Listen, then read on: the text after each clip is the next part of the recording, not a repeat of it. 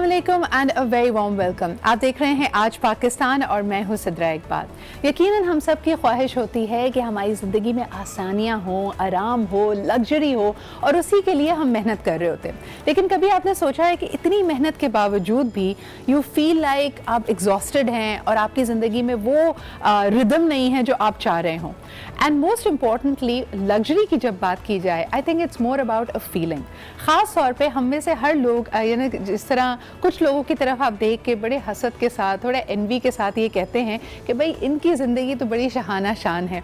हमारे घर में भी कोई ना कोई एक मेंबर ऐसा होता है जिसको हम अक्सर ये कह रहे होते हैं कि यार शहज़ादे शहज़ादियों वाली ज़िंदगी है। चाहे वो छोटा सा बच्चा हो जो अपनी मर्ज़ी से सोता और उठता और खेलता है, या फिर कोई ऐसा शख्स हो जिसकी छुट्टियाँ हों तो वो सुबह सुबह अपनी मर्ज़ी से आएगा, अम्मी से नखरा करेगा और कहेगा कि जी आज मुझे नाश्ते में ये चाहिए और रात के खाने में ये चाहिए, और उसके लिए तमाम की तमाम वो चीज़ें हुआ करेंगी। वो लोग जो इस वक्त मुल्क से बाहर कॉलेज में हैं और छुट्टियों के लिए अगर पेरेंट्स के पास आए हुए हैं, उनके भी इसी तरह नखरे उठाए जाते हैं। लेकिन बात असल में ये है कि अगर आप चाहें और अपनी ज़िंदगी की कुछ चीज़ों को समेट लें और कुछ चीज़ों पे सोच लें, तो you can also be the queen और the king of your life. और ख़ास तौर पे हम इसी क्वीन लाइक बिहेवियर के बारे में बात करना चाहेंगे। Malka foods a new brand that has come in, और वो आपको एग्जैक्टली यही कहता है कि feel like the queen of the house. अब ये और बात है कि इस क्वीन को नई नई चीज़ें करने का भी शौक़ हो सकता है उसको रोज़ वही बोरिंग खाना नहीं खाना, उसको चीज़ें कुछ ट्विस्ट के साथ चाहिए। तो ये सारी की सारी जो रेंज है वो आपकी हेल्प के लिए आती है। इसमें सॉसेस भी हैं, इसमें रेसिपीज़ भी हैं, इसमें बेसिक मसाले भी हैं। तो literally like a queen's cabinet, जिसमें आप कहते हैं कि जी मुख्तलिफ चीज़ें मौजूद हैं और अपनी मर्ज़ी से उनको आप ब्लेंड कर सकते हैं, अपनी मर्ज़ी से आप कुछ भी बना सकते हैं। यानी आपका दाल खाने का दिल नहीं चाह रहा या दाल विद अ ट्विस्ट खाने का दिल चाह रहा है, सो that's when you can use this particular range. इसके बारे में हम मज़ीद बात करेंगे, लेकिन आज प्रोग्राम में हमारे पास बहुत कुछ है। आज ये भी बात करेंगे कि कल हमने देखा, I mean it's a complete switch over, लेकिन सियासी मंजरनामे में भी ऐसा लगा कि कल इमरान खान साहब ने एक किंग लाइक एटीट्यूड किया। उनका भी एक दरबार सजा हुआ था और इस दरबार में हमने देखा कि कुछ जर्नलिस्ट मौजूद थे। अब सवाल ये पैदा होता है कि यूजुअली जब आप हेड ऑफ द स्टेट हैं और आप मीडिया से इंगेज कर रहे हैं तो इसको समझा जाता है कि you are trying to take hold of the narrative. यानी अगर मुल्क में इंतशार सी फ़ज़ा है, अपोजिशन आपके बारे में ये बार बार कह रही है कि जी ना इनमें सलाहियत है, ना इनके पास तजुर्बा है और हमें ये हुकूमत पूरी होते हुए नज़र नहीं आ रही। यानी ऐसी बातें तो बदकिस्मती से पाकिस्तान की हर जमहूरी हुकूमत के लिए की गई है। लेकिन असल बात और मेरे ख्याल में जो ज़्यादा मुश्किल बात है वो ये है कि इमरान खान साहब पे, उनकी इंटेंशन पे, उनकी नीयत पे किसी को भी डाउट नहीं है। कोई ये नहीं कहता कि ये ईमानदार नहीं है या कोई ये नहीं कहता कि इनकी नीयत नहीं है पाकिस्तान को सही करने की। जो बार बार क्रिटिसिज्म आ रहा है वो Imran Khan and his team की इनएक्सपीरियंस के ऊपर है, यानी उनकी ना तजुर्बेकारी। और शायद इसी चीज़ को एड्रेस करने की कोशिश में कल इमरान खान साहब ने एक मल्टीपल जर्नलिस्ट का इंटरव्यू दिया। लेकिन अगर कोई भी ये समझना चाहता है, ये मेरा अपना ज़ाती ख्याल है, कोई भी ये समझना चाहता है कि वज़ीर आज़म के लिए Pakistan is such a difficult country to run right now, और जिस किस्म की बैटल फील्ड्स उनके सामने खुली हुई हैं, जिस तरह हमारा माशरा इंतशार का शिकार है, अगर आपने सिर्फ इसकी एक झलक देखनी हो तो आप कल का वो इंटरव्यू मुलाहिज़ा फरमाइए।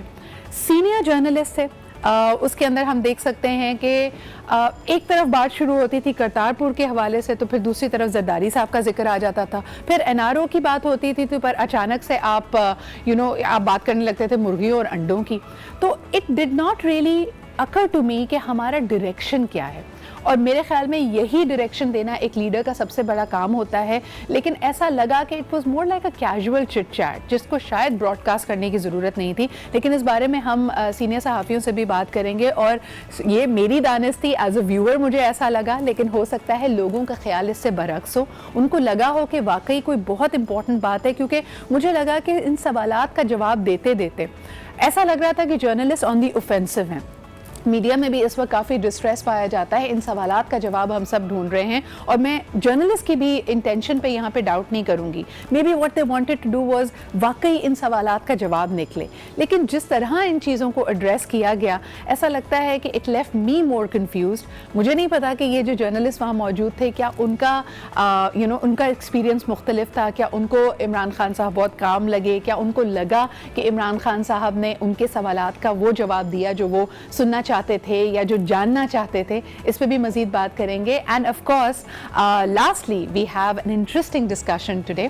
वैसे तो हमारे प्रोग्राम का नाम आज पाकिस्तान है, लेकिन हम माजी को अक्सर विजिट करते रहते हैं, तो पीटीवी के ज़रा गोल्डन टाइम्स को विजिट करेंगे और हमारे बचपन में जो ड्रामे चला करते थे और उस वक्त का जो पाकिस्तानी ड्रामा था उसके बारे में बात करेंगे। और बड़ी इंटरेस्टिंग यादें कराची सेंटर पाकिस्तान टेलीविज़न की हैं, उसके बारे में खुसूसी तौर पर बात करेंगे। लेकिन all this and more in today's show right after a short break.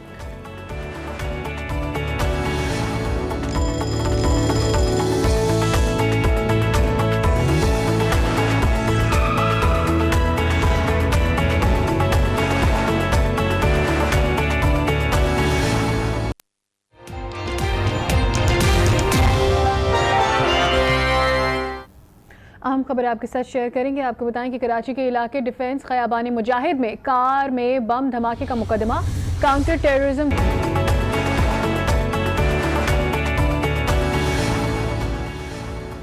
Welcome back. आप देख रहे हैं आज पाकिस्तान और यकीनन हमारे पास आज बहुत कुछ है, लेकिन सबसे पहले एक सस्टेन्ड एफर्ट इस प्लेटफॉर्म के ज़रिए जो हम करना चाहते हैं, जिसमें आई फील कि it is a passion for me, is कि हम आगही बढ़ाएं when it comes to the nutrition of food. वैसे भी अगर आप पूरे पाकिस्तान की तरफ देखें, ख़ास तौर पे बूढ़ों की तरफ देखें, इवन एडल्ट पॉपुलेशन को देखें, बच्चों को देखें, जो हमारे बेसिक न्यूट्रिएंट्स हैं जो आपको एक फ़ाल ज़िंदगी के लिए, एक हेल्दी बॉडी के लिए ज़रूरी होते हैं, वो हमारी डाइट में से मिसिंग है। और ये ऐसा नहीं है कि हम इसके बारे में सोचते नहीं हैं, कभी मुंह का जायका आड़े आ जाता है जिसमें हम समझते हैं कि नहीं जी कुछ चटपटा होना चाहिए, विदाउट रियलाइजिंग कि इसमें वो न्यूट्रिएंट्स मौजूद नहीं हैं जो हम खाना चाहते हैं। And the other side is of course कि हम लेबल्स को सही तरीके से पढ़ते नहीं हैं। सो व्हेनेवर, और आजकल ज़िंदगी इज़ वेरी फास्ट, आपके लिए रोज़मर्रा का वक्त इस तरह निकालना कि आप खुद मसाले बनाएं, पीसें, it's not possible.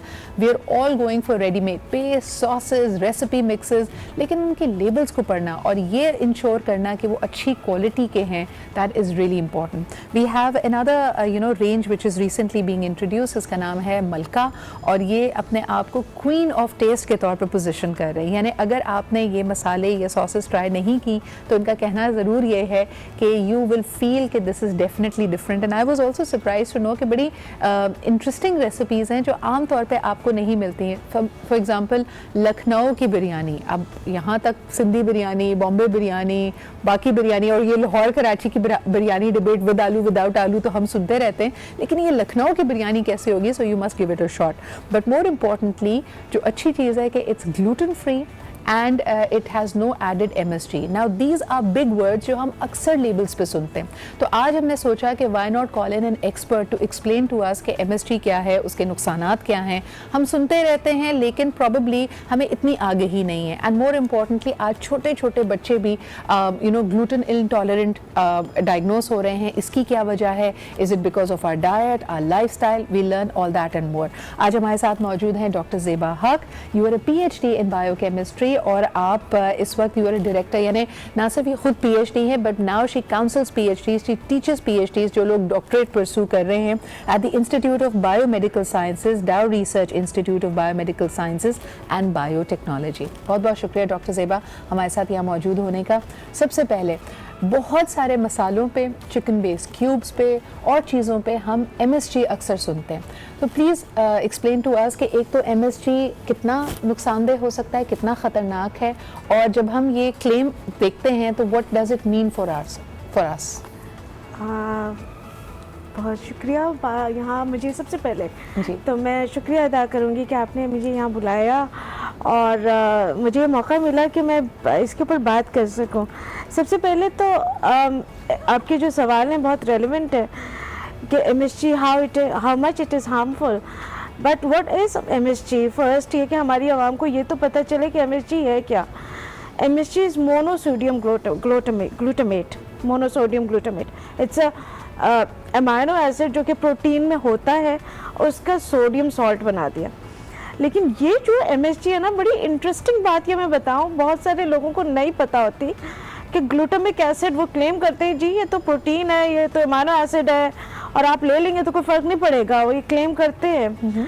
But the amino acid, okay this is amino acid which is formed in our body itself, लेकिन वो इसके आइसोमर्स होते हैं, वो डी आइसोमर्स हमारी बॉडी में होते हैं, एल आइसोमर्स नहीं होते हैं।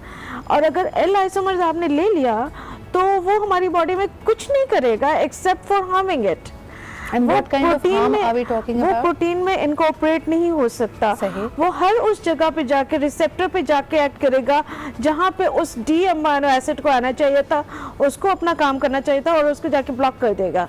सही। तो वो it can, glutamate is an neurotransmitter, वो न्यूरोट्रांसमीटर है, वो अल्जाइमर्स कॉज कर सकता है इन लेटर एजेस। जो इतना ज़्यादा यूज़ करेंगे उसके बाद वो रिसेप्टर्स कम होते होते होते डाउन रेगुलेट होते होते वो अल्जाइमर्स भी कॉज कर सकता है। It comes to my mind कि क्या ये लेटेस्ट रिसर्च थी क्या, क्योंकि ये बड़ा लेटेस्ट ट्रेंड है। मैं अगर पिछले 4-5 साल से देखूं तभी हमने लेबल्स पे देखना शुरू किया है नो एडेड MSG।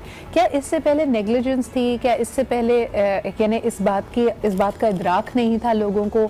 अब अचानक से why are people so cognizant of this fact? ये MSG इवॉल्व कैसे हुआ? ये शुरू से हम 4 तरह के टेस्ट पढ़ते आ रहे हैं, समझते आ रहे हैं कि जी ये खट्टा है, जी ये कड़वा है, सार and bitter and sweet and salty, हम ये करते आ रहे हैं। एंड देन इन 1908 ये एक जापानीज प्रोफेसर थे, उन्होंने ग्लूटेन, व्हीट का जो ग्लूटेन प्रोटीन होता है उसमें से ग्लूटामेट आइसोलेट किया and then he studied its taste और वो टेस्ट निकला, it was he called it umami taste. Umami taste is savory and थोड़ा मीठा भी है और थोड़ा एग्जैक्टली प्रोटीन का जो आप फ्लेवर होता है, फिश और मीट का जो टेस्ट होता है ना स्पेशल, वो that taste, it is not sour, it's not salty sweet, किसी में आप उसको नहीं कर सकते, it's a special taste, that is umami. यानी अगर लोगों को थोड़ा एक्सप्लेन करना चाहें, अगर आप बगैर मसाले के, बगैर नींबू मिर्च कुछ भी डाले हुए आप अगर फिश को ग्रिल करते हैं विच when it is really moist और आप उसको खाकर देखें, और अक्सर आपको ये थाई जापानीज रेस्टोरेंट्स में मिल जाता है, they wrap it up in miso and they give it to you, वो जो टेस्ट होता है जिसको आप एक्सप्लेन करना चाहें तो आप नहीं बता सकेंगे कि ये मीठा है, नमकीन है, that's umami. So when umami taste was discovered, yes, that umami taste was discovered and then he tasted it with several salts, calcium, magnesium, potassium, sodium, सबके साथ उन्होंने किया। सबसे ज़्यादा वाटर सॉल्युबल एंड पैलेटेबल निकला सोडियम के साथ। तो फिर monosodium and then in Suzuki brothers, ये जो थे सुजुकी कंपनी वाले, उन्होंने इसको प्रमोट करना शुरू किया, डिस्पेंस करना शुरू किया in 1909। So that's when it started to get added to the recipes. आप कह रही हैं अजीनोमोटो के नाम से उन्होंने वो करना शुरू किया था बैक इन 1909। उसके बाद से then the trend of flavour enhancers that evolved, और फ्लेवर इन्हांसर्स में फिर वो ग्लूटामेट तो है ही, इसके अलावा inosine monophosphate, GMP, guanylate monophosphate. Doctor Zeba, मेरे पास वक्त कम है, लोगों के लिए इसको आम फहम बनाने के लिए जो पूरी हिस्ट्री डॉक्टर ज़ेबा ने एक्सप्लेन आपको की कि 1908 में इसको आइसोलेट करने के बाद ग्लूटामेट को एक नया फ्लेवर डिस्कवर हुआ, उमामी, और ये एक बहुत बड़ी अपॉर्चुनिटीज़ थी रेसिपी मेकर्स के लिए, सॉस मेकर्स के लिए, बिकॉज उनको ये रियलाइज़ हुआ कि उनकी सॉसेस का टेस्ट इन्हांस हो जाता है। तो अक्सर वो कहते हैं ना, जैसे हर चमकने वाली चीज़ सोना नहीं होती, उसी तरह हर जायकेदार चीज़ आपकी बॉडी के लिए अच्छी नहीं होती।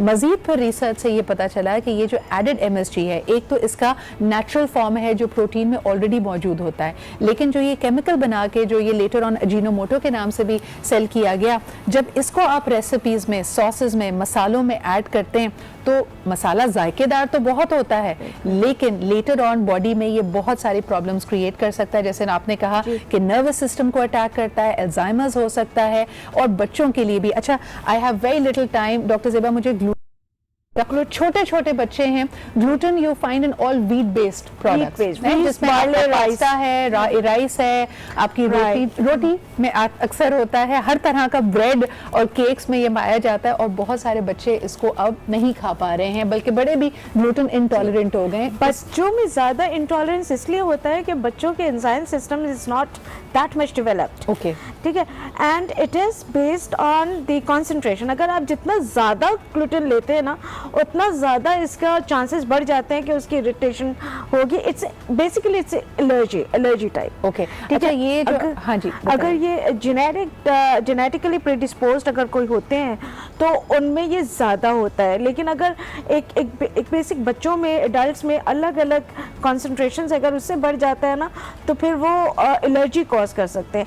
दिस एलर्जी इलिसिट्स इम्यून सिस्टम, फिर इम्यूनोलॉजिकल रिएक्शंस होते हैं, जिससे क्या होता है, जीआईटी का जो लेयर है ना, जहाँ से, बल्कि मैं आम फहम बोलूँ तो एब्जॉर्प्शन जहाँ से होती है, न्यूट्रिशन की एब्जॉर्प्शन जहाँ से होती है, वो लेयर फ्लैट हो जाती है। जब वो फ्लैट हो जाती है ना, तो न्यूट्रिशन एब्जॉर्ब नहीं होता। जब वो एब्जॉर्ब नहीं होता है तो बच्चे मैलनरिश्ड ज़्यादा होते हैं। Exactly, see And I had a similar case in my family. मेरी एक नीस के साथ ये बाकायदा हुआ कि वो बच्ची की ग्रोथ नहीं हो रही थी, उसकी 3-4 साल से हाइट नहीं बढ़ी, उसका वेट नहीं बढ़ रहा था, and she was eating just fine. और फिर लेटर ऑन जब टेस्ट किए गए तो पता चला कि शी इज़ ग्लूटेन इंटॉलरेंट, और अब उनकी डाइट में से तकरीबन सारी वीट बेस्ड चीज़ें निकालनी पड़ी। हमारे साथ एक कॉलर हैं, ख़ास तौर पर हमने इस सेगमेंट के लिए, जिसमें हम information about MSG, about gluten दे रहे हैं आपको, इसके लिए हमने सोचा कि we can take a few calls. तो आइए बात करते हैं। हेलो जी, अस्सलाम वालेकुम। हेलो जी, अस्सलाम वालेकुम। आवाज आ रही है आपको? हेलो हेलो हेलो जी, अस्सलाम वालेकुम। हेलो हेलो, आवाज आ रही है जी? हेलो, अस्सलाम वालेकुम। आपकी आवाज थोड़ी ब्रेक हो रही है। हेलो जी, अस्सलाम वालेकुम। मैडम, आपको आवाज आ रही है? हेलो, हेलो जी, अस्सलाम I think वालेकुम। the आवाज आ रही है? network has a little bit of a problem. You should use a good network. ये वो disruption वाली होती है, वरना ऐसा लगता है कि हम जो बात कर रहे होते हैं उससे कहीं और ही चले जाते हैं। So we had, आप अच्छा नेटवर्क इस्तेमाल करें, यूफोन का नेटवर्क इस्तेमाल करें तो आपकी आवाज़ ज़रा क्लियर आया करेगी। अच्छा जी, let's go on to our about discussion। और क्योंकि हम यहाँ पे बात कर रहे थे ग्लूटेन इंटॉलरेंस की, तो डॉक्टर ज़ेबा, अक्सर ख़वातीन, और ये बड़ा कॉमन मसला आजकल हुआ हुआ है, PCOS का मसला है, पॉलीसिस्टिक ओवरीज, और उसमें अचानक से वजन बढ़ने लगता है, और one of the things that is you become gluten intolerant when you have PCOS। इस पे थोड़ी सी आपकी इंफॉर्मेशन। इसका बेसिकली ये होता है कि सारा इम्यून सिस्टम बेस्ड है ना। इम्यून सिस्टम जब कॉम्प्रोमाइज्ड होता है तो ये सारा gluten is the protein, is the exogenous protein, और which is not beneficial for that much beneficial for our body. और फाइटेट भी होते हैं सारी न्यूट्रिशन में, जिसके अंदर क्या होता है कि वो एंटी न्यूट्रिएंट कहलाते हैं। एंटी न्यूट्रिएंट इस तरह कहलाते हैं कि वो आपकी जो फेवरेबल न्यूट्रिशन है उसके साथ बाउंड करके उसको एब्जॉर्ब नहीं करने देते। ओके, सही है। ओके, तो अगर आप उसको तो जिस तरह अगर हम दूसरी तरफ देखते हैं, हमें अक्सर कहा जाता है ना कि बॉडी में जी फ्री रेडिकल्स होते हैं, तो एंटीऑक्सीडेंट्स खाएं ताकि वो उसको न्यूट्रलाइज कर दें। Anti nutrients are the opposite of that, also there. तो अब उसको अगर आप स्लो हीट पे करके करें ना, स्लो हीट, तो वो फिर ज़्यादा सही हो जाते हैं। वो anti nutrients get degraded by slow heat. Slow cooking इसलिए बेहतर होती है, slow cooking. Okay, I think that is another point. This is a very key factor. And number 2, अगर आप गरम रोटी खाते हैं ना, आप ओबेसिटी की अभी बात कर रहे हैं, गरम रोटी अगर खाते हैं तो उसका glycemic index is much better, much more than the ठंडी रोटी। ठंडी रोटी में क्या होता है कि ग्लाइसेमिक इंडेक्स बहुत कम हो जाता है, उसका जो व्हीट और जो कार्बोहाइड्रेट है उसका, that is not absorbed. Right, thank you so much doctor Zeba for being here with us. I know that this sounds very very technical, लेकिन इसको आम फहम बनाने के लिए अक्सर जो जायकेदार चीज़ें होती हैं, जो रेडिली अवेलेबल चीज़ें होती हैं, वक्त की कमी के बायस हम उनको लेते हैं, ख़रीदते हैं, खाते हैं, इस्तेमाल करते हैं, लेकिन उनका long term impact on the body is very very harmful. ख़ास तौर पे जो छोटे बच्चों की डाइट है, आप उनको, यानी मेरे ख्याल में people love fried food, nuggets, this that what not, और साथ में आप फिर सॉसेस भी खा रहे होते हैं। मेक श्योर कि the recipe mixes, the sauces that you use are gluten free, and also उसमें एडेड MSG नहीं है। ये 2 चीज़ें हैं जो आप ज़रूर लेबल के ऊपर ध्यान दें और इसको देख के पढ़ें। एंड आई थिंक मलका फूड्स डज एग्जैक्टली दैट। अब एक ब्रेक की तरफ बढ़ते हैं, ब्रेक के बाद वापस आएंगे and we are going to continue with our show, so stay with us.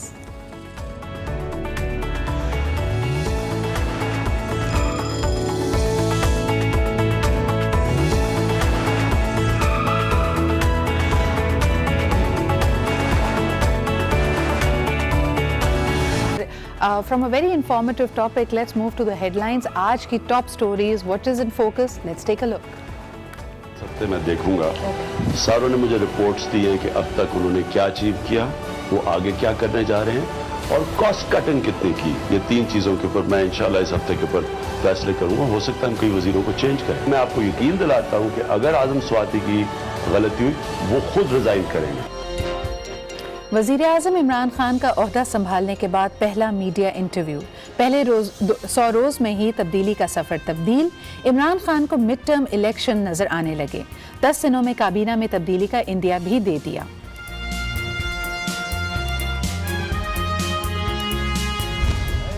जो शुरू में कि जी डू मोर करो और तबाही मचाओ अपनी भी मुल्क की, हम क्यों ना एक अपना पार्ट प्ले करके, और हम कर सकते हैं, हम उनको इकट्ठा करें। डू मोर का राग अलापने वाले को अब माजी की कुर्बानियां याद आ गईं। तालिबान से मुज़ाकरात में ताउन के लिए अमरीकी सदर ने वज़ीर आज़म को चिट्ठी लिख दी।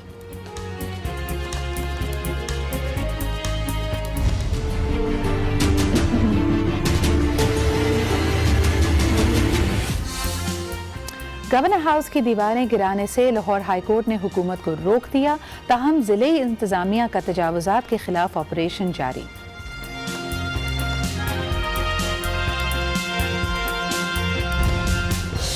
और फ्रांस में पेट्रोलियम मसनूआत की कीमतों में इजाफे के खिलाफ शदीद एहतजाज। कई शहरों में पुरतशद्दुद मुजाहरे, मुजाहिरीन ने इमलाक को आग लगा दी।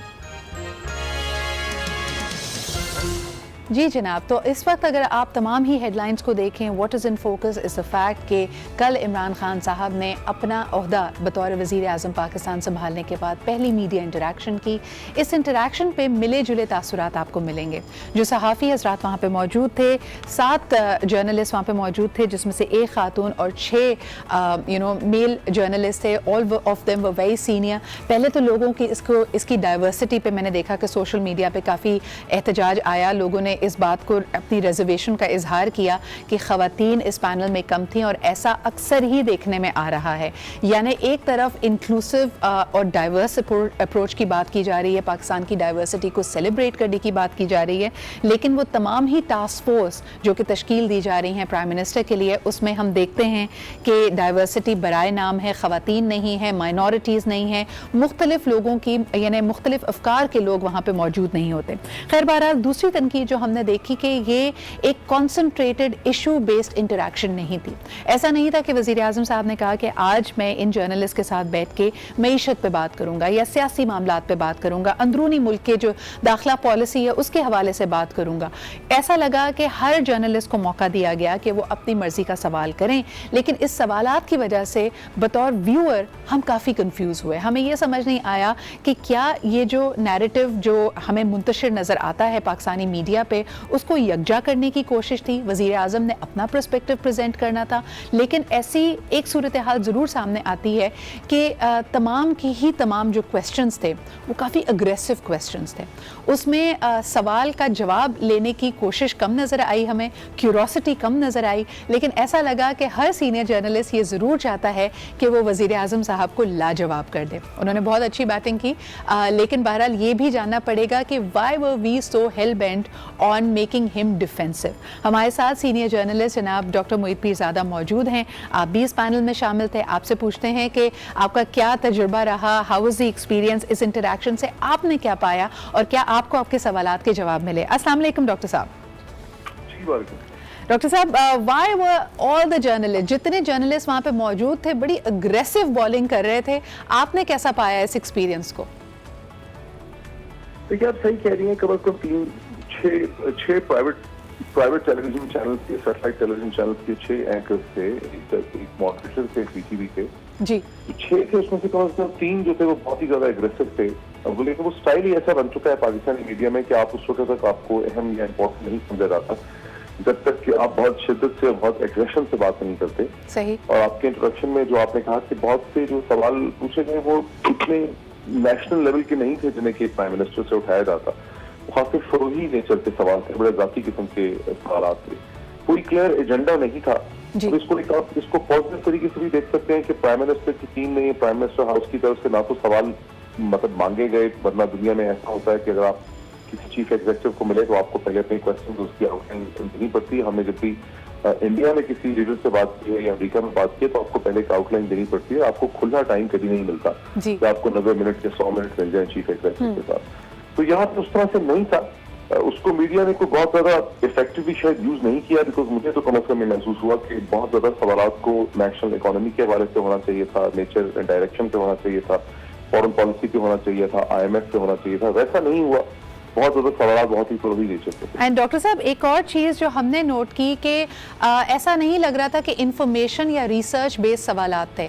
माशाल्लाह तमाम ही सीनियर जर्नलिस्ट का पैनल था, लेकिन ऐसा लग रहा था कि मफरूज़ों की ओपिनियंस की बेसिस पे सवालात किए जा रहे हैं। कुछ ज़बान भी कभी कभार हमें ऐसा लगा कि अगर आप स्टेट लेवल पे एक वज़ीर आज़म से बात कर रहे हैं तो भुगत लिया, ये किया, ये आड़े हाथों लिया, यानी ऐसा लग रहा था it was a very casual conversation. Do you think it helped the Prime Minister House or it helped any of the media channels? देखिए, अनफॉर्चुनेटली जो आप कह रही हैं वो बात तो सही है इन टर्म्स ऑफ ऑब्जर्वेशन के। बहुत ही कैजुअल, बहुत ही इनफॉर्मल जुबान जो है वो इस्तेमाल की जा रही थी, लेकिन कुछ कल्चर ही ऐसा बन चुका है। और जितने भी लोग उस पैनल में मौजूद थे वो सब कई दफा प्राइम मिनिस्टर के साथ, पहले भी जब वो प्राइम मिनिस्टर नहीं थे, ऑपोजिशन थे गुज़िश्ता 7-8 बरस में, उनसे इंटरेक्शन कर चुके हैं। और उसमें एक खास किस्म की फ्रैंकनेस थी। उनकी शख्सियत भी बहुत कैंडिड है, वो बहुत खुल के बात करते हैं, वो उस तरह से एहतियात से बात नहीं करते जिस तरह से डोनाल्ड ट्रंप बात करते हैं। अब अमेरिका के वो प्रेसिडेंट, उनकी भी वो भी बहुत खुल के बात करते हैं, बहुत फ्रैंक बात करते हैं, बहुत कैंडिड बात करते हैं। पाकिस्तान के प्राइम मिनिस्टर भी ऐसे करते हैं। पूरा डिफरेंट किस्म का एक्सपीरियंस है। इससे पहले जो भी हेड ऑफ स्टेट पाकिस्तान में गुजरे हैं वो जो मीडिया से बात करते थे बहुत गार्डेड होते थे। आप ये देखते हैं कि जो पिछले हमारे साबिक वज़ीर आज़म थे, उन्होंने मीडिया से कोई इंटरेक्शन 5 वर्ष में सिरे से किया ही नहीं। मतलब पैनल से तो दूर की बात है, उन्होंने इंडिविजुअल एक्शन भी कोई नहीं किया। वो इतने खौफजदा।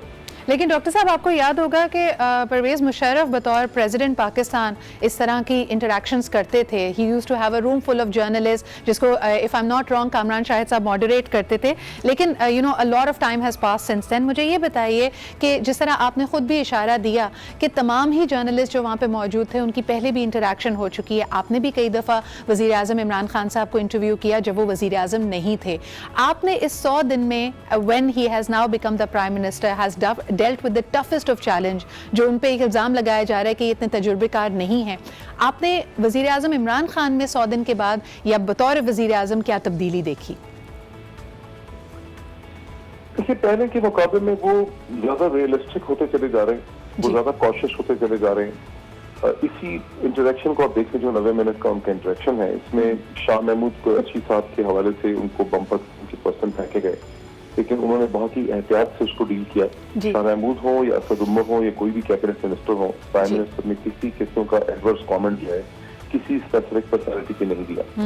हिंदुस्तान के बारे में उनकी लैंग्वेज में बहुत ज्यादा कॉशन आ चुका है। जो उन्होंने इंडियन मीडिया से इंटरेक्शन किया उसमें किसी हद तक आपको ऐसा भी लगता है कि वो बहुत कॉन्सिलिएटरी थे, बहुत कॉशियस थे। उनको गालिबन फॉरेन ऑफिस ने इम्प्रेस अपॉन किया। इंडिया के हवाले से कोई ऐसी स्टेटमेंट न दीजिए जिससे कि इंडो पाकिस्तान रिलेशनशिप पे किसी किस्म का इफेक्ट पड़ता है या उनको हिंदुस्तान को खेलने का मौका मिलता है। बल्कि शाह महमूद कुरैशी साहब ने फॉरेन मिनिस्टर गूगली की जो स्टेटमेंट दे दी उस पर सुषमा स्वराज साहिबा ने बहुत बिल्डअप ऑन किया, लेकिन प्राइम मिनिस्टर इमरान खान ने रिसेंटली ऐसी कोई चीज नहीं की। इसी तरह आपने देखा कि अमेरिका के वहाँ जहाँ उन्होंने डोनाल्ड ट्रंप को चैलेंज किया, पाकिस्तान का पॉइंट ऑफ व्यू रखा ट्वीट्स में सामने, वहाँ उन्होंने बहुत लैंग्वेज उनकी बहुत ही केयरफुल थी। कल उन्होंने ये कहा भी कि मैंने कोई अमेरिकन सदर ये डोनाल्ड ट्रंप की बेइज्जती नहीं की, बल्कि मैं समझता हूँ चीफ एग्जीक्यूटिव पाकिस्तान मेरा ये राइट था, मैं पाकिस्तानियों का मौक़िफ़ जो है वो दुनिया के सामने रखा। डॉक्टर साहब ये क्योंकि आपका area of interest and expertise भी है, मुझे ये बताइए कि इस वक्त अगर मैं तमाम ही अखबारात पे नज़र डालती हूँ, हेडलाइंस पे नज़र डालती हूँ, इसको बहुत बड़ी पाकिस्तान की सफारती जीत करार दिया जा रहा है। सोशल मीडिया ट्विटर पे भी बहुत बात की जा रही है कि जी एक बड़ा मोड़, इसको डिफाइनिंग मोमेंट कहा जा रहा है कि जी आज तक अमेरिका का जो हमसे बातचीत का रवैया था उसमें वो डू मोर की बार बार बात करते थे, लेकिन अब ताउन मुआवनत मांगी है डायलॉग के लिए, तालिबान से उनको मुज़ाकरात की मेज़ पे लाने के लिए। क्या वाकई हमें इतनी उम्मीदें लगानी चाहिए या इसको अपनी बहुत बड़ी सफारती जीत समझना चाहिए? नहीं, हमें इतनी उम्मीदें नहीं लगानी चाहिए। ये थोड़ा सा परेशान कौन है। जब जनरल मुशर्रफ के जमाने में अमेरिका का रवैया शुरू में हमारे से बहुत सख्त नहीं था जी।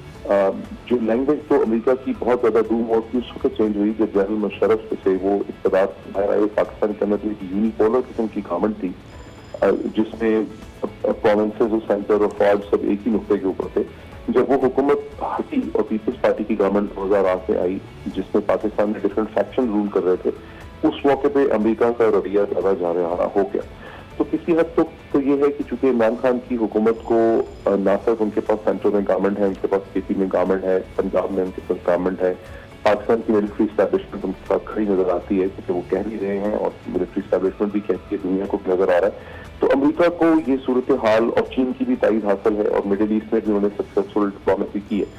अब जाहिर है कि अमेरिकन स्टेट डिपार्टमेंट की सारी सूरत हाल देख रहा है, उनको ये एहसास है कि उन्हें पाकिस्तान में एक यूनिटरी फॉर्म ऑफ गवर्नमेंट जो है एक ज्यादा यूनाइटेड फ्रंट नजर आ रहा है। तो कुछ उनके रवैये में तब्दीली आ रही है, लेकिन आगे जो हमारी राह है अफगानिस्तान में अमेरिका के साथ ये इंडो अमेरिकन रिलेशनशिप है वो कोई इतनी आसान नहीं है। जिस वक्त पाकिस्तानी मीडिया जज्बाती या एक्साइटेड हो जाता है उससे मामला अब जैसा जितना ज्यादा वो आपने बताया मैं भी देख रहा हूँ ये थोड़ा सा खतरनाक है क्योंकि ज़ाहिर है अमेरिकन भी इसको देख रहे हैं और वो कोई इसको बहुत ज्यादा पॉजिटिवली तो परसीव नहीं करेंगे। ठीक है, ठीक है। अच्छा डॉक्टर साहब आपसे आखिरी सवाल करना चाहूंगी और वो ये कि हम सब इस बात का क्रेडिट दे रहे हैं कि डिस्पाइट द फैक्ट कि media was on the aggressive, वज़ीर आज़म साहब ने उसकी बड़ी अच्छे तरीके से उसको लिया, कैजुअली भी लिया, कुछ सवालात को हंस के डिफ्लेक्ट किया, कुछ का बाकायदा जवाब दिया।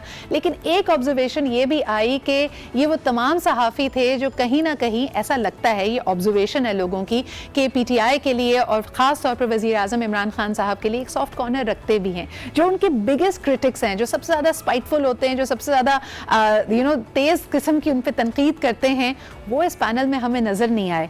इस ऑब्जर्वेशन के बारे में आप क्या कहेंगे? Has it help the prime minister house?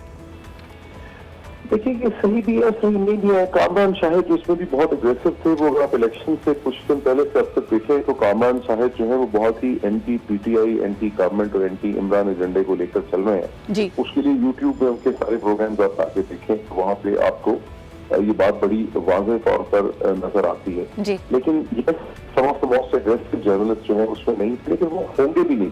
ये पहला इंटरेक्शन नहीं है, अगले 3-4 हफ्तों में एक और इंटरेक्शन होगा, फिर एक और इंटरेक्शन होगा। राइट। बहुत बहुत शुक्रिया डॉक्टर साहब हमारे साथ मौजूद होने का। और ये कड़ी की बात की जा रही है, but the first impression is the last impression. तो इसके बाद अगर सीरीज हो भी, देखना ये है कि how will the prime minister house actually maintain और take their media relations forward. ये एक बहुत बड़ा सवाल होगा और इसके बारे में हम मजीद भी आगे प्रोग्राम्स में बात करेंगे। इस वक्त स्टे विद अस।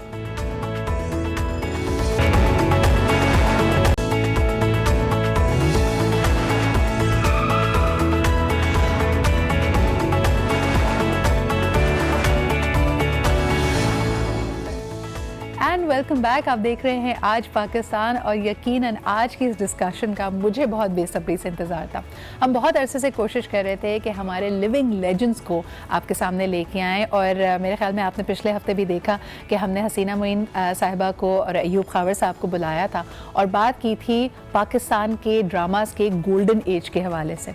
और हमने ये सोचा कि अक्सर जब भी जिक्र होता है तो हम ओवरऑल पाकिस्तान की तो बात करते हैं, पीटीवी के 5 स्टेशंस की बात करते हैं और उस वक्त को याद करते हैं जब 8 बजे घरों में गलियों में सन्नाटा हो जाता था और अगर आप उस वक्त गली से गुजरें तो आपको एक ही आवाज़ सुनाई दे रही होती क्योंकि सब लोग टीवी लगा कर उस वक्त 8 बजे का प्राइम टाइम ड्रामा देख रहे होते थे।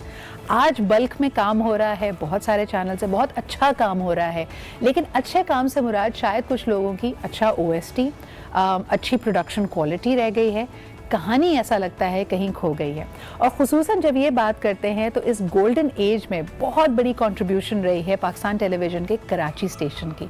और बदकिस्मती की बात यह है कि इसको बहुत ज़्यादा आर्काइव नहीं किया गया और इस पे बात नहीं की जाती। और आज तो ये हाल है कि वही जो पौधा लगाया था, हम देखते हैं कि पूरे पाकिस्तान का जो ड्रामा इंडस्ट्री है वो इस वक्त उसका कैपिटल कराची ही है। तो क्या वजह है कि पीटीवी के कराची स्टेशन की हिस्ट्री उस तरह आर्काइव नहीं है? उस वक्त को याद करेंगे, उसके बारे में बात करने की कोशिश करेंगे और यकीनन ये भी इनसे पूछेंगे कि आज के ड्रामा को देखकर हमारे इन लिविंग लेजेंड्स का क्या रिएक्शन होता है। ये माशाल्लाह अभी भी सारे के सारे एक्टिव हैं, कंट्रीब्यूट कर रहे हैं directly to the Pakistani drama industry, लेकिन क्या इनको लगता है कि वो बात है या उससे बेहतर बात है, ये इनसे जानेंगे। आज जो मेरा पैनल है वो किसी तारुफ का मोहताज नहीं है, दो बहुत ही सीनियर हिदायतकार and of course a living legend and acting institution in himself. हमारे साथ मौजूद हैं कवी खान साहब, बहुत बहुत शुक्रिया आपकी आमद का। आप ही के साथ तशरीफ़ रखते हैं Kazim Pasha sahab and last but definitely not the least Haider Imam Rizvi साहब। आप सबकी बहुत बहुत आमद का शुक्रिया। हम एक्सपेक्ट कर रहे थे वैसे तलत साहब को भी, वो हमारे साथ अनफॉर्चुनेटली आज मौजूद नहीं है, लेकिन उनको शायद फ़ोन पे हम ले लें, उनसे भी गुफ्तगू जारी रखेंगे। लेकिन कवि साहब, सबसे पहले आपसे पूछना चाहूँगी कि माशाल्लाह एक इतना तवील सफ़र, इस जर्नी में आपने बहुत सारे अप्स एंड डाउन्स देखे। आज जो हम शुरू में बात कर रहे थे कि क्या सिर्फ ड्रामास की प्रोडक्शन क्वालिटी इम्प्रूव हुई है या कहानी, डायरेक्शन, एक्टिंग का मेयार, इसमें भी आप बेहतरी देखते हैं?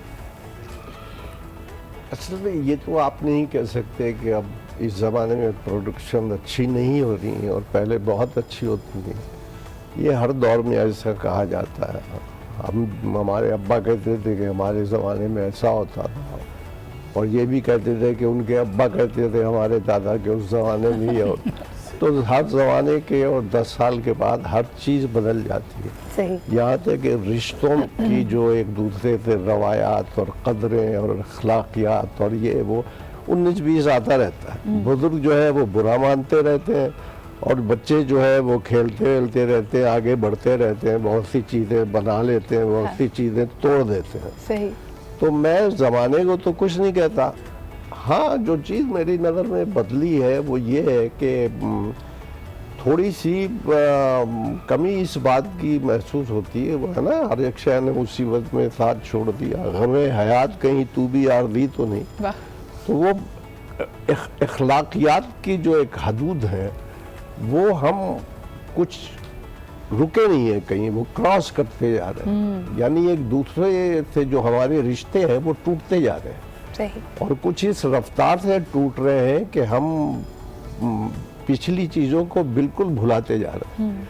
तो मैं अब ये, हालांकि मैं अब बहुत करंट हूँ और बहुत अब तक काम कर रहा हूँ। शायद मैंने जितना काम किया है, अगर मैं इस वक्त 70 साल तो हो गए मुझे काम करते हुए। And you most relevant, I think कि हर जनरेशन का, आप अगर एक फैमिली साथ बैठी हो, उसमें दादा भी हो और उसमें बेटा भी हो और उनका बेटा भी हो, तो मेरे ख्याल में आप सबके फेवरेट हैं। अभी रिसेंटली जब हमने आंगन देखा तो आई थिंक के it has broken all records. और मैं खुसूसन आपके कैरेक्टर का वेट करती थी, जो आपके रिएक्शंस होते थे और जिस तरह as a head of the family आपने उसमें निभाया। I think it is one of my favourite works. वो मैं आपसे अर्ज कर रहा हूँ कि लेकिन वो चूंकि एक चीज की एक इब्तिदा होती है। एक आप गुलशन बनाते हैं, वहाँ आप अपने फूल पौधे अपनी पसंद से नहीं लगाते हैं और फिर वहाँ उसको सजाते जाते हैं, सजाते जाते हैं, सजाते जाते हैं, वक्त गुजरता जाता है, आप खुश हो जाते हैं, आपकी उम्र भी बढ़ती जाती है, लेकिन वो गुलशन आपका लगाया होता है।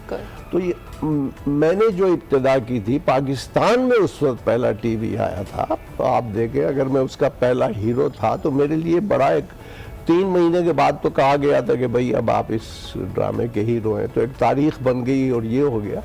तो वो जो चीज़ें, जिन चीज़ों ने मुझे मजबूर किया था और फोर्स किया था कि तुम ऐसे हो, ये आंगन तुम्हारा है, इसमें तुम अपनी मर्जी से फूल पौधे लगाओ, हम तुम्हारा साथ देंगे। और वो साथ देने में कौन लोग थे? ये लोग थे जो यहाँ बैठे हुए। हाँ। तो इन्होंने बढ़ा सर हो जाते थे। ठीक है, आज 100 में से 90 प्ले जो है ना वो इसी पे हो रहे हैं। क्यों? कि जैसे जैसे हालात आगे जा रहे हैं, मियाँ बीवी के मरासिम जो है ना वो ज़्यादा से टाइट हो रहे हैं, मसला हो रहा है, सास की वजह से, नंद की वजह से, मियाँ की वजह से ये हो रहा है। यानी आज ये एक उनको सब्जेक्ट्स की आज़ादी मिली हुई है। ये सब्जेक्ट इतना ज्यादा इन्हें, लेकिन क्या ये हमारे माशरे की अक्कासी भी करता है? लोग अक्सर ये बात भी कहते हैं, आपने बिल्कुल सही कहा कि आजकल के पाकिस्तानी ड्रामा को देखो तो ऐसा लगता है कि कोई भी खुश शक्ल आदमी एक शादी तो करेगा ही नहीं, 5 शादियां करेगा। खातून बेचारी परेशान रहेगी और हर लड़की का नज़्बुल ऐन ड्रामे में बस यही है कि उसकी शादी हो जाए और वो अच्छी जिंदगी गुजारे। इधर अगर कहानियां खत्म हो गई हैं। बेटा देखें, इस वक्त मेरे सीनियर्स काजिम पाशा कवि साहब बैठे हुए हैं, ये इस बात की तायद करेंगे कि इस वक्त हमारा ड्रामा जो है ना सिर्फ 4 कहानियों पे चल रहा है। ये 4 कहानियां हैं जिनके इर्द गिर्द बुनदकारी होकर वो कहानी बना दी जाती है। अभी काजिम ने बात कही कि किसी शादीशुदा खातून को हम तसव्वुर नहीं कर सकते थे किसी जगह इन्वॉल्वमेंट का। मुझे उस पर याद आया, मैंने कोयटा से एक सीरियल की थी, नूरुल शाह ने लिखी थी, फासले के नाम से। उसमें अल्लाह मग़फ़िरत के रियाज मरहूम एक्टर थे, उनका किसी जगह पे ज़रा सा ताल्लुक़ किसी खातून से पैदा हो गया था, तो हमारे डायरेक्टर प्रोग्राम से ज़मान अली ख़ान साहब, उन्होंने मुझे फ़ोन करके कहा स्टॉप इट, आइंदा इस चीज़ को ना होनी चाहिए। आपने अच्छी बात कही कि ये हमारे माशरे में होता है, लेकिन आप ये देखें कितना होता है। मुमकिन है 2%, मुमकिन है 5%, लेकिन टेलीविज़न जो है ना आपके, मेरे, काजिम के, कवि साहब के अज़हान को बनाता है, ठीक है ना। हम वो हर चीज़ नहीं दिखा सकते जो माशरे में हो रही है, हम पर बहुत बड़ी जिम्मेदारी है, ठीक है जी। जो टेलीविज़न का जो शुरू का उसूल था वो एक सेल्फ सेंसरशिप आपके वजूद के अंदर होती थी, ठीक है ना। हम ये तसव्वुर नहीं कर सकते उस ज़माने में कि मियाँ बीवी जिनका निकाह हो चुका है वो दोनों एक पलंग पे बैठें। हमारे मुदब्बिर साहब थे, इफ्तिखार आरिफ साहब थे, अल्लाह ताला उन्हें खुश रखे, सेहत दे। उन्होंने एक बिल्ट इन हमारे अंदर एक सेंसरशिप क्रिएट कर दी थी कि ये चीज़ें करो, वो चीज़ें करो जो घर में बैठ के अपनी बीवी के साथ, अपनी बेटी के साथ, अपनी माँ के साथ, अपनी बहन के साथ देखो। मौका मिल गया, मैंने उनसे कहा भाई मुझे अंग्रेजी तो नहीं आती। उन्होंने कहा नहीं यही तो चाहिए कि आप वो बोलें जो आप बोलते हैं वहाँ। मैंने कहा ठीक है, जो बोला 1 महीना काम करके मैं आ गया। लेकिन वो जो 1 महीना मुझ पे गुजरा वो ऐसा लगा जैसे कोई 70 साल मैंने गुजार दिया और मैंने कोई प्रेप में दाखिला ले लिया। अब ये क्या हो गया। सबसे बड़ी चीज ये थी वहाँ कि वो जो प्रोड्यूसर थे, जो प्रोड्यूस कर रहे, जो इन्वेस्ट कर रहे थे, वो 8 बजे सामने बैठे होते थे अपनी अपनी टेबल पे। सही। मैंने कहा ये क्या। और कुछ देर के बाद वो जाके गार्बेज भी उठा के रख देते थे और जो खातून थी वो जाके वॉशरूम भी साफ कर देती थी और फिर अपनी टेबल पे और काम हो रहा है। और मैंने 8 घंटे किसी को यूं बैठे नहीं देखा, कुछ ना कुछ कर रहे होते थे, यानी making the most of it. हाँ, और सबसे बड़ी बात ये थी कि एक दफा मुझे कॉल टाइम आया, मैंने कहा शायद ये गलती से इन्होंने भेज दिया, लेकिन मैं चूंकि इत्तेफाक से बड़ा पंक्चुअल रहा हूँ तो मैंने कहा इनको कुछ नहीं टाइम की तो मार दो ना कि भाई ये बहुत वक्त पे आता। वो था 5:11। मैंने कहा सुबह 5:11 पर कॉल टाइम बार बार मैंने देखा। मैंने कहा यार ये क्या, 5:10 लिखा होता, 5:15 लिखा। उसने कहा 5:11। मैं नीचे उतरा तो 5:11 पे गाड़ी आ गई। चलिए बैठिए, 15 मिनट ब्रेकफास्ट, 15 मिनट ये, 20 मिनट मेकअप, 10 मिनट आप ड्रेस वेस चेंज करें और इस टाइम पे सेट पर। और डायरेक्टर उससे पहले इतनी डिस्कशन कर चुका होता था कि आपको डायरेक्टर से कोई बात करने की जरूरत नहीं है। तो ये जो प्री प्रोडक्शन में जो डिसिप्लिन चाहिए होता है, और ये मेरे ख्याल में खासा भी था जो हम गोल्डन एज की बात करें। कवि साहब ये हम बात कंटिन्यू करेंगे, एक ब्रेक की तरफ बढ़ते हैं, वापस आएंगे और ज़रा कुछ माजी के दरीचों में जाके देखेंगे बहुत सारी इंटरेस्टिंग चीज़ें। और यकीनन हमारा ये बिल्कुल मकसद नहीं है कि हम यहाँ पे रेप्रिमांड करें आजकल के ड्रामों को, लेकिन हाँ जो अच्छी रिवायात थी, जैसे डिसिप्लिन की यहाँ पे बात की जा रही है, प्री प्रोडक्शन पे काम करने की बात की जा रही है, वो मेरे ख्याल में ऐसी रिवायतें हैं जिनको हमें खत्म नहीं होने देना चाहिए। एब्सोल्युटली, उसको भी होना चाहिए भाई। अगर आप प्रोड्यूसर हैं तो सैटेलाइट प्रोडक्शन कोई चीज़ नहीं होती। इस पे बात करेंगे एक छोटे से ब्रेक के बाद।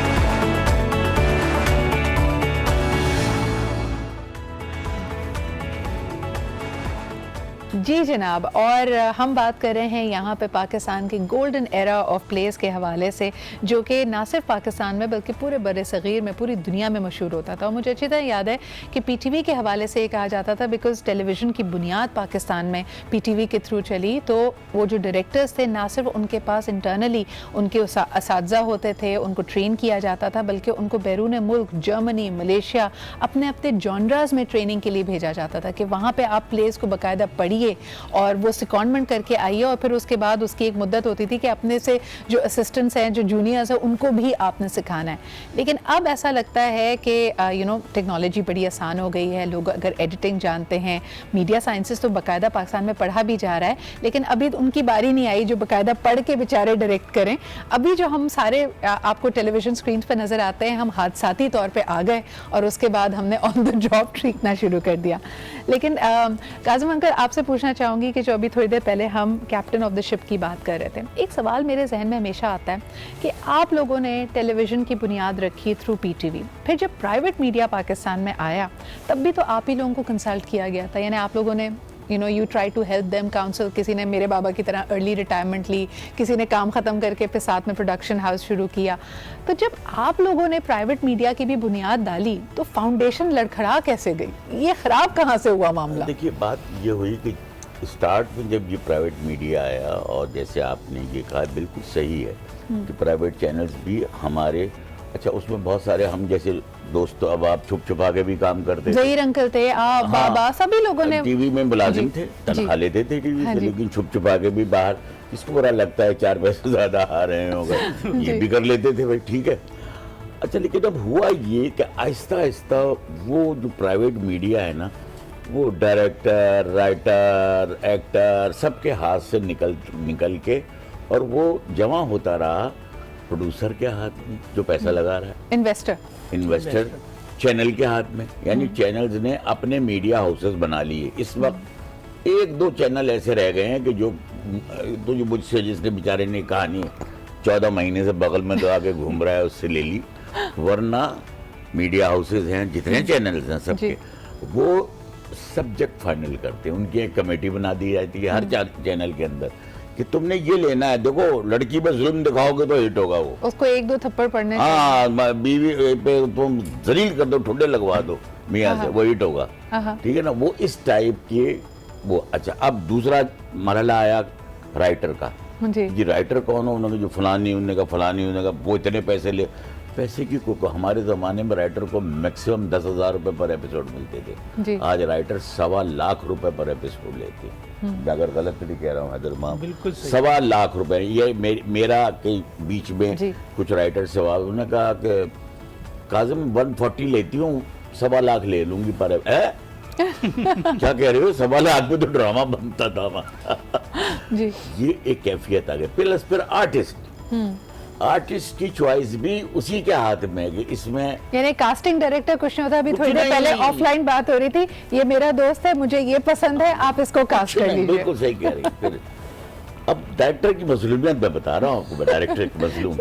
अब डायरेक्टर जो रिकॉर्डिंग्स करेगा ना, वो आर्टिस्टों से पूछ के करेगा, यार तो आपका टाइम है, उस जमाना ऐसा नहीं था जी, वहाँ उनको शेड्यूल दिया जाता था जी। ये क्योंकि स्क्रीन एक थी, चैनल एक था, डिसिप्लिन था। हाँ यस सर, आपने डेट दिया, अब ये डेट आपकी होगी, बाकी और कल होता ही था डेट करने को। टीवी की कैंटीन भरी हुई होती थी जी आर्टिस्टों से। उन्होंने कहा यार ये 2 कैरेक्टर रह गए, उसने कहा मैं भी लाया जी, कैंटीन से 2 लड़के पकड़ के ले आया। आज ये नहीं, आज डायरेक्टर मजलूम। मेरा अभी वो उसका वो हुआ एंजियोप्लास्टी, मेरी जनवरी में हुई थी। वो डॉक्टर मेरा दोस्त है, राइटर भी है, लियाकत दहशत। मुझे कहने को भाई एक काम करना, तो 1.5 साल ना डायरेक्शन मत करना, वरना ये टेंशन तुम्हें फिर तुम्हारा ये बिल्कुल एंजियोप्लास्टी करा देगी। अच्छा, बल्कि हम कोशिश कर रहे थे कि सुल्ताना आपा से भी हमारा राब्ता हो। उन्होंने भी जो आखिरी अपना प्ले डायरेक्ट किया हम टीवी के लिए, उसके बाद वो कहने लगी मैं प्रोडक्शन कर सकती हूँ, अब हिदायतकारी नहीं कर सकती जो आजकल के नए एक्टर्स हैं। लेकिन हैदर अंकल, आप तो you are now planning new productions, तो आपने इन चैलेंजेस से मुकाबला करने के लिए क्या स्ट्रैटेजी बनाई? बेटा देखें, सीधी बात है, मैं भी इन चैलेंज से मुकाबला नहीं कर सकता, मैंने भी सरेंडर कर लिया है। अभी काजिम ने बात की कि हमने प्राइवेट चैनल्स को हमने सपोर्ट किया। मैं गुनाहगार हूँ इस बात का कि मैंने प्राइवेट सेक्टर में पहली सीरियल की थी चांद ग्रहण के नाम से जी। पहला ड्रामा तो योर ओबीडिएंट सर्वेंट हमारे एक मरहूम साथी अली रिजवी ने किया था जी। सीरियल मैंने की थी, लेकिन उस वक्त भी ये था कि एक डायरेक्टर की कमांड होती थी, ठीक है ना। मसला उसमें बहुत सारे तो शकील भाई थे, काजी वारिस साहब थे, सोहेल असगर थे, फरियाल गौहर थी, हुमा नवाब थी। एक डायरेक्टर की कमांड होती थी। और हमारी जो टेलीविज़न से टीचिंग हुई है, जो हमें तरबियत मिली है, वो यही है कि डायरेक्टर वो है जो head of the captain of the ship है, उसकी कमांड होनी चाहिए। मुझे याद है कि मैंने 1976 में पहला ड्रामा मैंने और शाहिद इकबाल पाशा ने मिलकर किया था, उसमें शकील साहब थे। हम लोग नए नए टेलीविज़न में आए थे और शकील साहब का उस वक्त उरूज था, बहुत बड़ा था। तो शकील साहब के सामने हम दोनों थोड़े से दबे धीमे रहते पड़ थे। जाते थे। तो पहले 2 दिन तो थोड़े दबे रहे। एक दिन शकील साहब ने कहा नहीं, मैं एक प्रोफेशनल एक्टर हूँ, इस वक्त यू आर द डायरेक्टर, आप जो कहोगे वो मैं करूँगा। बिल्कुल। ये उनकी बड़ाई थी, उस वक्त उनका उरूज था। और हमारा बिल्कुल बिगनिंग था, बिल्कुल मेच्योर किस्म के डायरेक्टर थे, यानी कि ज़मान साहब हमारे जीएम थे। ज़मान साहब ने कहा यार इन दोनों बलूंगड़ों को मैं ये ड्रामा कैसे दे दूं। लेकिन हमने उसको साबित किया कि हमें थोड़ी बहुत सलाहियत है, अब बाकी वक्त ने ग्रूम किया हमको। तो बेटा इस वक्त सूरत हाल ये है कि जिस तरह के अभी मेरे दोनों सीनियर साथियों ने कहा कि आपका प्रोड्यूसर जो है ना वो डिसाइड करता है कि कौन किसको क्या रोल मिलेगा।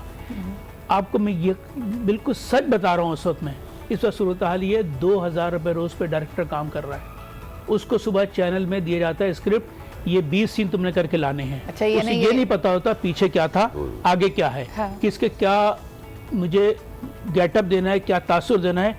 वो एक्टर डोमिनेट कर चुका है डायरेक्टर के पर।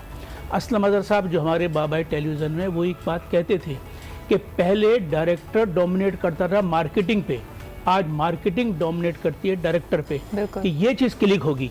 अच्छा, मैं अब बिल्कुल बाजार बन गया। आपकी बात को आगे बढ़ाते हुए हसीना मोइन साहिबा हमारे शो पे थी, उन्होंने एक बड़ी अच्छी बात की थी। कहने लगी कि मैं बड़ी परेशान हुई इस बात पे जो अभी आपने हवाला दिया कि जो डोमेस्टिक वायलेंस इतना ओपनली दिखाया जाता है कि खातून को थप्पड़ पड़ा। तो कहने लगी मैं एक दिन मैंने ऐसे पूछा कि ये क्यों करते हो, तो उन्होंने कहा ये जब थप्पड़ पड़ता है तो रेटिंग ऊपर जाती है, दूसरा थप्पड़ पड़ता है तो और रेटिंग जाती है ऊपर। तो कहने लगे कि इतना ही रेटिंग का शौक है तो एक दफ़ा उस खातून से कहो पलट के आदमी को भी थप्पड़ मारे, शायद और ऊपर रेटिंग चली जाए। तो बड़ी इंटरेस्टिंग गुफ्तगू हमारी यहाँ पे हो रही है, लेकिन मुझे बार बार कहा जा रहा है कॉलर हमारे साथ मौजूद है, उनसे भी बात कर लेते हैं। जी फातिमा की कॉल है। अस्सलाम वालेकुम। हेलो हेलो भाई, ये आज सुबह से कुछ अजीब व गरीब नेटवर्क से कॉल्स आ रही हैं। आप ना अच्छा नेटवर्क इस्तेमाल करें, यूफोन इस्तेमाल करें, क्योंकि उसमें ये एटलीस्ट आपको ये सवाल आवाज़ की ख़राबी, आवाज़ का कट जाना, कॉल का ड्रॉप हो जाना, ये मसाइल तो नहीं होंगे। So I hope that you are going to call again और अच्छे से कॉल नेटवर्क से बात करें मुझसे। अब उसको परसों कॉल मिलेगी। हेलो, अच्छा जी, तो हम यहाँ पे बात कर रहे हैं क्योंकि ड्रामे के हवाले से ये डिस्ट्रप्शन आ जाती है। ये भी बड़ी अजीब सी बात है Kazim uncle, Haider uncle and Kavi sahab, कि पहले हम डिस्ट्रप्ट को एक बड़ा बुरा लफ्ज़ समझते थे। हम कहते थे ओहो ये डिस्टर्बेंस है। आज की दुनिया, आज का बिजनेस इसको एक्चुअली इनोवेशन मांगता है कि कोई ऐसी चीज़ आए जो हलचल मचा दे, और यही शायद हमारा रवैया भी हो गया है। एक और चीज़ जो हमारी ऑब्जर्वेशन है कि कुछ एक्टर्स, कुछ चेहरे क्लिक हो जाते हैं और उन्हें भी चाहिए, टैलेंटेड होते हैं, मेहनत ज़रूर करते हैं, लेकिन फिर वो एक कामयाबी की दलील की तरह ड्रामे में आ जाते हैं। और वही जो आपने कहा कि मार्केटिंग अगर डोमिनेट करती है तो ये नहीं देखती कि कहानी क्या है, वो बंदा या वो एक्टर इसमें फ़िट होता भी है या नहीं, क्योंकि वो चेहरा हिट है तो वो कहते हैं कि आप इसको ज़रूर कास्ट करें और फिर it makes it even more difficult for you.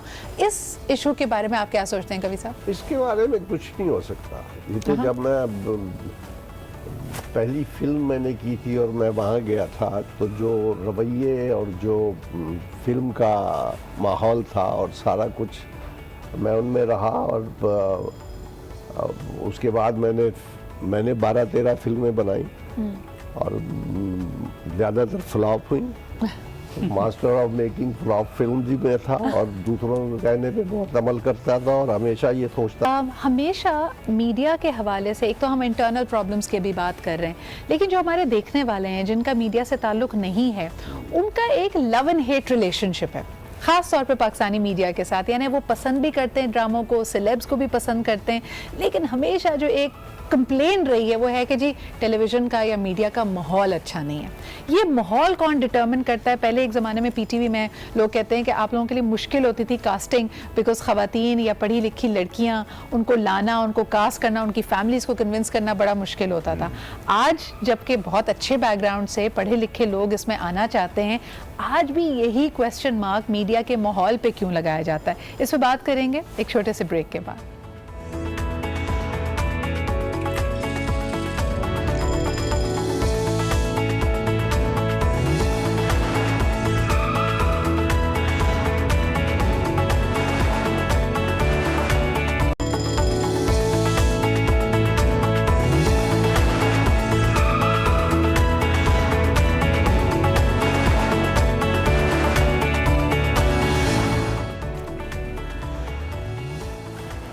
Welcome back after the break. और जिस तरह के हम बात करते हैं कि हर ही प्रोफेशन में बहुत ज़्यादा हार्ड वर्क होती है, चाहे आप बैंकर हों, टीचर हों, डॉक्टर हों, आज ये नहीं कह सकते कि लाइफ इजी है। और ख़ास तौर पे अगर आप मीडिया की बात करें, बज़ाहिर आपको लगता है कि बड़ी ग्लैमरस लाइफ है, लेकिन जिसको इसका जुनून नहीं है, जिसको वाकई ये शौक़ नहीं है कि वो इसके लिए दिन रात एक कर दे, वो शायद इस फील्ड में नहीं टिक सकता।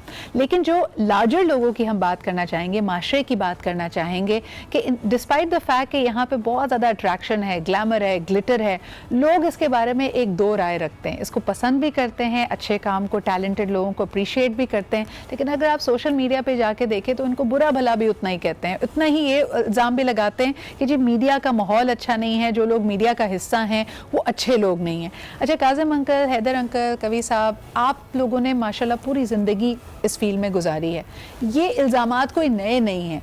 वाई इज़ इट कि हमारी सोसाइटी इसको एक्सेप्ट नहीं कर पा रही है या इसको वो इज्जत नहीं दे पा रही जिसकी हकदार है मीडिया? अच्छा देखो, ये इसमें मैं एक बात, अब तुम्हें पता है कि मेरी तो पूरी फैमिली खैर इसी मीडिया से बिलोंग करती है, मेरी बच्चियां भी, मेरी वाइफ भी, सारे कुछ। ये एक ज़माने में तो ये बड़ी सोच थी कि भाई नहीं, ये तो माहौल ख़राब है। आज अगर आप मीडिया में, दो चीज़ें, एक पॉजिटिव पॉइंट क्या है कि आज जितने आर्टिस्ट आ रहे हैं, 80% आर्टिस्ट वो हैं जो हमारे सीनियर्स के औलादे हैं, बेटियां हैं या बेटे हैं आर्टिस्टों के जी, डायरेक्टर्स के। और उसकी वजह से अब जो माहौल है, अब उस माहौल में वो कशीदगी नहीं है। सही। शादियां भी अभी हाल ही में 2-3 अगर पीछे पलटो तो इसी शोबिज में हो गई हैं। और अब मैंने ये फील किया है कि बाहर से भी इस बात पे, रिश्ते पे इनकारी नहीं होती कि लड़की शोबिज में काम करती है, नहीं, लड़का शोबिज में काम करता है। क्यों? आमदनी अच्छी खासी होती है। अगर लड़का, रिश्ते लड़के का है तो वो भी एक जो दफ्तर में काम करेगा उससे बहुत अच्छे पैसे। लेकिन लाइफस्टाइल अंकल, क्या वक्त तो देखे ना, वक्त कम दे पाता है। हैदर अंकल आप क्या कहेंगे? यानी हमारे सामने बहुत सारी मिसालें हैं, अगर सेलिब्रिटी कपल है, दोनों ही एक फील्ड के, ज़्यादा आसान हो जाता है। हाँ बेटा, वो आपने बात किसी हद तक सही कही है कि हमारे यहाँ जो टेलीविज़न पे या मीडिया पे काम करने पे एक ज़माने में लोग नापसंदीदगी का इजहार करते थे। उसकी पहली वजह ये थी कि लोगों को अंदर पता नहीं था क्या होता है। मैंने टेलीविज़न में 28 साल नौकरी की है, काजिम ने की है, कवि साहब ने की है। मुझे टेलीविज़न उतना ही मोतबर, उतना ही सुथरा नज़र आया जितना कोई जगह हो सकती है, ठीक है ना। लेकिन शायद उसकी वजह ये होगी कि हमारे यहाँ मुल्क में तालीम की कमी थी, फिल्म इंडस्ट्री का पहले उरूज था, फिल्म इंडस्ट्री की वजह से लोग शायद टेलीविज़न को भी कुछ मायूब समझते होंगे। लेकिन मुझे तो ऐसी कोई बात नज़र नहीं आई। आपके वालिद भी थे, हम सब ने टेलीविज़न में जिस तरह के एक घरेलू माहौल होता है उस तरह हमने किया। अब बहुत सी मुक़द्दस जगहों पर भी ऐसी कुछ चीज़ हो जाती है जो नाकाबिल यकीन और नाकाबिल बर्दाश्त, नाकाबिल, इसकी वजह वर्किंग आवर्स होंगे। यानी वो ज़माना ऐसा था जिसमें आप लोगों की प्ले रिकॉर्डिंग्स अगर होती थी तो कभी रात 8-9 बज गए, एडिटिंग में आप लोग सुबह तक होता था, ओवरनाइट सुबह तक रिकॉर्डिंग होती थी। और उस जमाने में लोगों के लिए जो बैंकिंग, टीचिंग, डॉक्टर्स, वो कहते थे कि भाई सारे लोग तो 5 बजे घर आ जाते हैं, ये लोग क्यों नहीं आते 5 बजे? ये वजह भी है, ये वजह, मेरे ख्याल में शायद ये भी एक वजह थी। एक कॉलर हमारे साथ हैं और वो हमारे मेहमानों से गुफ्तगू भी करना चाह रहे हैं, आइए बात करते हैं उनसे। अस्सलाम वालेकुम। वालेकुम अस्सलाम। हाय सिद्रा। हाय, फातिमा है हमारे साथ, मुझे बताया गया। This is Fatima. कैसी हैं आप? I'm good, आप कैसे हैं? बिल्कुल ठीक ठाक। यहाँ हम बात कर रहे हैं पीटीवी के गोल्डन दौर की। हमारे साथ लिविंग लेजेंड्स मौजूद हैं, कवि साहब मौजूद हैं, काजिम पाशा साहब मौजूद हैं, हैदर साहब मौजूद हैं। कोई सवाल करना चाहेंगी इनसे, कोई बात करना चाहेंगी? जी बिल्कुल। I was also watching the show and I want to say कि मैंने अपना बचपन इन सारे ड्रामास को देखते हुए गुजारा है and now I am a mother of a 2-year-old। और मुझे ये चीज महसूस होती है कि बहुत सारी चीजें ऐसी ड्रामास में हो रही होती हैं जो उस दौर में जब हमने देखी थी, बेशक रेकमेंडेड नहीं होता छोटे बच्चों को, लेकिन बहुत कुछ चीजें छुपानी नहीं पड़ती थी, बहुत सारी चीजें रोकनी नहीं पड़ती थी। अब चलते फिरते बहुत लाउड हो गया medium, you know, the drama medium has gone so loud that you have to look for the way कि इसको कैसे कम किया जा सके। आपने यहाँ पे, I am sorry to cut you there, आपने अपनी बेटी का जिक्र किया, उसका स्क्रीन टाइम आपको मैनेज करना पड़ता है। अभी हम थोड़ी देर पहले ये बात कर रहे थे कि कई सब्जेक्ट, कई मौजू ऐसे नहीं होते कि छोटे बच्चे उसको देख सकें, तो फिर आप कैसे मैनेज करती हैं? I have stopped watching dramas. I have a son. I mentioned 2 साल का मेरा बेटा है और मैं ड्रामाज नहीं देखती अब, बहुत कम कर दिया है बिकॉज ज्यादातर। और एक जो मैं आजकल बहुत महसूस कर रही हूँ कि बेटियों को मतलब मुझे लगता है कि मेरा बेस्टेस्ट इन लॉज जो है वो मेरे बेस्टेस्ट हैं। मेरी mother was the bestest, my family was the bestest, this is what I feel no. And मुझे ऐसा लगता है कि अब जिस चैनल पे भी आप ड्रामा स्विच करते हैं, व्हाटएवर इट इज, वो बेटियों को इतना मसलूम दिखा देते हैं, यू नो, ऐसा नहीं है, ऐसा भी नहीं है। मैं जानती हूँ कि बहुत बुरा भी है। Thank you so much Fatima, your point is well noted. सुबह सुबह माशाल्लाह ऐसी खनखनाती हुई क्लियर आवाज हमने सुनी है। आपके कॉल करने का बहुत शुक्रिया। उन्होंने कहा इतनी भी मजलूम नहीं है। कभी साहब आप क्या कहते हैं? बिल्कुल सही हम कर रहे थे। असल में मैंने आपसे अर्ज किया ना कि देखिए ये तो हम बिल्कुल नहीं कहते, उसको एक तरफ रखें कि हमारा मीडिया है, हमारा घर है, हमने परवरिश पाई यहाँ, हम यहीं से कमाते हैं, यहीं खाते हैं, इसी पर तनकीद करते हैं और हमें करना भी चाहिए। सही। हमें जो चीज़ें बहुत सी फील होती हैं कि भाई ऐसा नहीं होना चाहिए, तो उनको हमें कम करना चाहिए। अपनी अपनी रिस्पॉन्सिबिलिटीज जो है हमारी, उसको छोड़ के कि जी रेटिंग ये जा रही है, भाई उसकी जा रही है, तो क्यों ना जाए। अब वो कहते हैं मैं नहीं चीखूंगा तो वो चीखेगा, उसको पैसा बनाना है, पैसा आएगा तो दूसरों को भी वो कास्ट करेगा और भी सीरियल बनेंगे, आप 2 बना के ठुस हो जाएंगे कि हम बहुत बड़े काम करना चाहते। तो ये हर आदमी मेरे जैसा बेवकूफ़ नहीं होता कि इतनी फिल्में बना के सब ऐसी कर दी कि भाई क्या जरूरत थी, कोई कमर्शियल बना लेते कोई। तो ये सारी चीज़ें चलती रहती हैं, चलते रहना चाहिए। सिर्फ कमी इस बात की होती है कि हमारी अपनी अपनी ज़रूरियात और जिम्मेदारियां क्या है।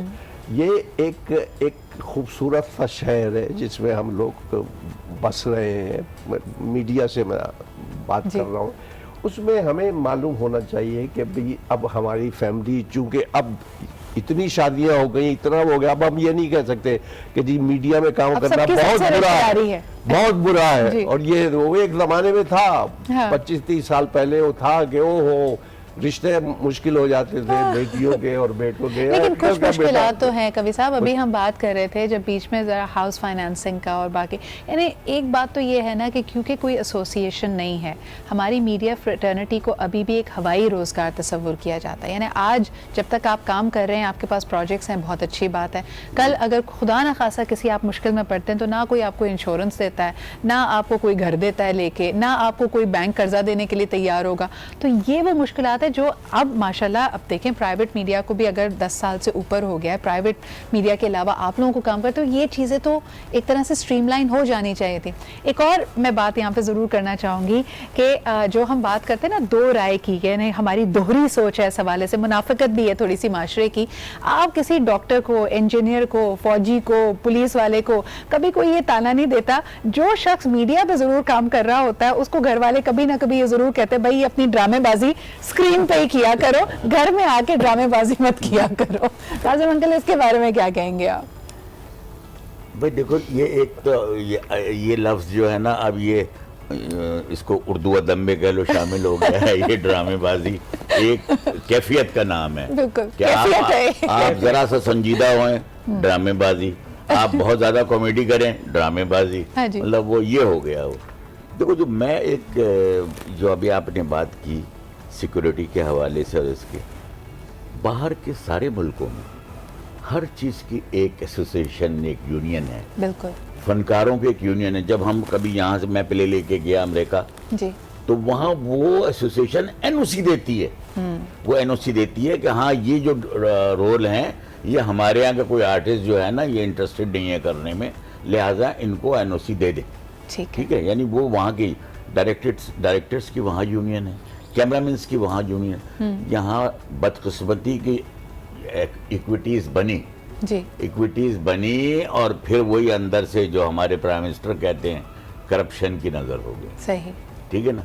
उसमें भी लोग ऐसे हो गए, किसी ने मकान ले लिया, किसी ने कुछ कर लिया, इसलिए सिक्योरिटी नहीं आई, न आर्टिस्टों को आई, न हिदायतकारों को आई। फिर हिदायतकार का माशाल्लाह जो मेयार है वो यही म्यार है कि अच्छा, वो आखिरी एक बड़ा क्विक क्वेश्चन मैं आप लोगों से करना चाहूंगी, एनीबडी कैन आंसर। तो आप लोग माशाल्लाह इतने बड़े नाम, मुस्तनद नाम, अच्छा मुझे बार बार कह रहे हैं वक्त कम नहीं है, लेकिन बहरहाल मैं ये थॉट ज़रूर यहाँ पे फ्लोट करना चाहती हूँ कि बड़े बड़े नामों को जब अपने नाम पे आप लोग कास्टिंग करते हैं, और क्योंकि इन्वेस्टर पीछे है, कभी कभार आपकी भी तो सुबकी होती है ना, क्योंकि पेमेंट्स ऑन टाइम नहीं हो रही। ये एक बहुत बड़ी वजह थी जिसमें हमने देखा कि बड़े अच्छे अच्छे फनकार जो प्रॉब्ली और काम कर सकते थे, उन्होंने इंडस्ट्री को छोड़ दिया। इसमें बदर खलील आपा का बड़ा प्रोमिनेंट नाम आता है। इतने सालों के बाद वो बड़ी दिल बर्दाश्ता हो के पाकिस्तानी ड्रामा इंडस्ट्री को छोड़ के गई। इस पर बात करेंगे शायद किसी और दिन, मौजू इसको उठाएंगे भी, लेकिन आज आप सबकी आमद का, कवि साहब आपका, काजिम अंकल आपका, हैदर साहब आपका बहुत बहुत शुक्रिया। It was a pleasure to talk to you, और इंशाल्लाह ताला मेरे व्यूअर्स को भी मैं यही कहना चाहूँगी, आपसे भी दोबारा जल्द मुलाकात होगी। अपना ख्याल रखें। खुदा हाफिज़।